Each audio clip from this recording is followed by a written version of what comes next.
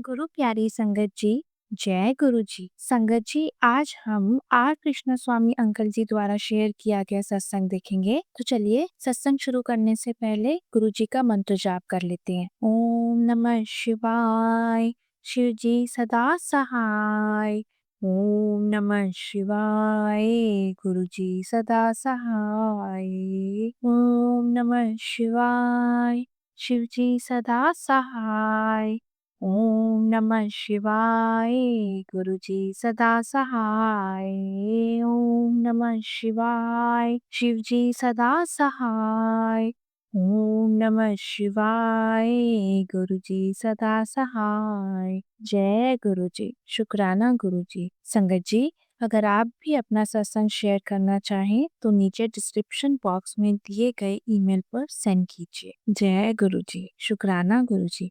चलिए संगत जी, आज का सत्संग शुरू करते हैं। दिसंबर 2005 के एक शनिवार को दिल्ली में प्रातः 8 बजे मैं घर पर बैठे हुए समाचार पत्र पढ़ रहा था कि मेरे एक घनिष्ठ संबंधी का फोन आया। रिश्ते में मेरे भाई पी.एन. राजू ने बताया कि उनके भाई पी.एन. नरसिम्हन और उनके 2 अन्य सहकर्मी की प्रातः 4 बजे पौंडीचेरी से आते हुए भयंकर दुर्घटना हो गई। बात करते करते राजू रो पड़े। मैंने राजू को तुरंत पौंडीचेरी जाकर गुरुजी का चित्र उन आहतों के पास रखने को कहा। मैंने उसे गुरुजी का एक चित्र कुछ माह पूर्व ही दिया था। जिस मारुति कार में वह यात्रा कर रहे थे, वह एक खड़ी हुई बैलगाड़ी से टकरा गई थी। कार आगे से नष्ट हो गई थी। आगे बैठे हुए दोनों लोगों को सिर में चोट आई थी, उनकी बाहें टूट गई थी, पर पीछे बैठे हुए श्री अरुण की अवस्था चिंतनीय थी। उनका सिर कार की छत से जा लगा था और उन्हें भयंकर अंदरूनी चोट लगी थी। जब राजू चिकित्सालय पहुंचे तो चिकित्सकों के अनुसार तीनों की अवस्था गंभीर थी। अरुण की अवस्था तो अत्यंत शोचनीय थी और उनके अनुसार वह 7 घंटे से अधिक जीवित नहीं रह सकता था। एक्सरे में उसके सिर की चोट बहुत गहरी थी। मस्तिष्क के भीतर रक्त प्रवाह नहीं हो रहा था और उस बारे में कुछ किया नहीं जा सकता था। अतः उन्होंने अरुण का उपचार बंद कर दिया था और उसके रिश्तेदारों को उसके अंतिम समय के लिए तत्पर रहने को कह दिया था। राजू ने आस्था नहीं छोड़ी। उसने गुरुजी का चित्र तीनों के सिर पर रखा। यह उसने किसी भी रिश्तेदार को बताए बिना किया, क्योंकि किसी को भी गुरुजी के बारे में ज्ञान नहीं था। वह राजू से हर 3 घंटे में बात कर रहा था।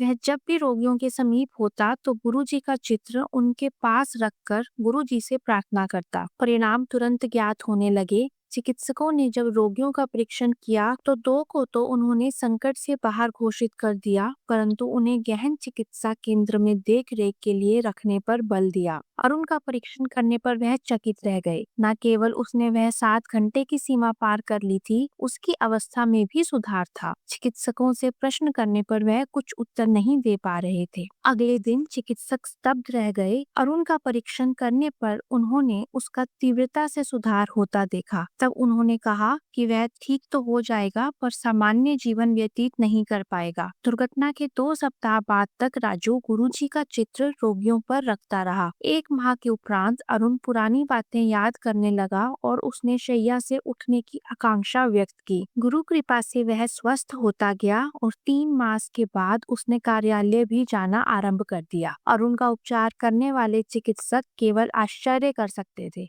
उनको पता नहीं था कि गुरुजी ने अपने अनुयायी की पुकार सुनकर उनकी रक्षा की है। गुरुजी के आशीर्वाद का एक अवसर 9 मास पूर्व भी आया था, जब मैंने गुरुजी के दर्शन भी नहीं किए थे। मैं अपने 2 अतिथियों से वार्तालाप कर रहा था, मेरी मामी श्रीमती विजया और भाभी श्रीमती राजलक्ष्मी। मेरी मामी स्पॉन्डिलोसिस की रोगी थी और भाभी पिछले 15 वर्ष से माइग्रेन से पीड़ित थी। वार्ता करते हुए विजया ने बताया कि ना तो वह शैया पर सो पाती थी, ना ही किसी वाहन पर जैसे रिक्शा, कार, बस या ऑटो में यात्रा कर पाती थी। वह अपने मन की शांति खो चुकी थी। तमिलनाडु के एक विशिष्ट स्पॉन्डिलोसिस विशेषज्ञ डामाइल वाहन ने कहा था कि उनको इस वेदना के साथ ही शेष जीवन व्यतीत करना पड़ेगा। श्रीमती राजलक्ष्मी को इतनी अधिक पीड़ा होती थी कि वह आत्महत्या करने की सोचने लगती थी। कई बार उसने नींद की गोलियां भी अधिक ले ली थी, पर असफल रही। मुझे पता नहीं कि मेरे मन में यह विचार कैसे उत्पन्न हुआ किंतु मैंने उनको कह दिया कि गुरुजी के समक्ष यह समस्याएं रखने से उनको मुक्ति मिल जाएगी। उस समय मेरे पास गुरुजी का एक ही चित्र था, पर मैं उनको गुरुजी के बारे में बताता गया। मैंने उनको बताया कि कैसे उनसे भी अधिक गंभीर रोगी गुरुजी की कृपा से स्वस्थ हुए हैं। मैं उनको गुरुजी के सत्संग कोई 10 मिनट तक सुनाता रहा। अविश्वसनीयता से यह सब सुनने के बाद विजया और राजलक्ष्मी दोनों ने अपने रोग में सुधार होने की बात कही। विजया ने कहा कि उसका स्पॉन्डिलिसिस का दर्द शीघ्रता से कम हो रहा था। राजलक्ष्मी ने भी कहा कि उसकी वेदना जो वार्ता प्रारंभ होने के समय बनी हुई थी घट रही थी। उसको लग रहा था कि जैसे उसके सिर से एक बहुत बड़ा बोझ हट गया हो। उनके स्वास्थ्य में प्रगति बनी रही। उस रात विजया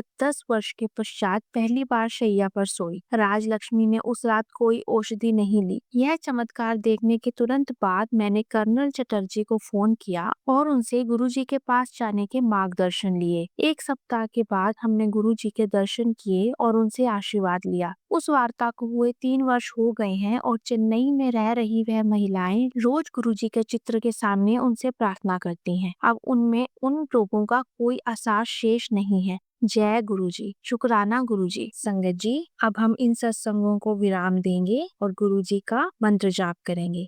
ओम नमः शिवाय, शिवजी सदा सहाय। ओम नमः शिवाय, गुरुजी सदा सहाय। जय गुरुजी। संगत जी, अगर ये सत्संग सुनाते हुए मुझसे कोई गलती हो गई हो, गुरुजी के चरणों में नतमस्तक होते हुए मैं उनसे माफी मांगना चाहूंगी और संगत जी आपसे भी माफी मांगना चाहूंगी। जय गुरुजी, शुक्राना गुरुजी।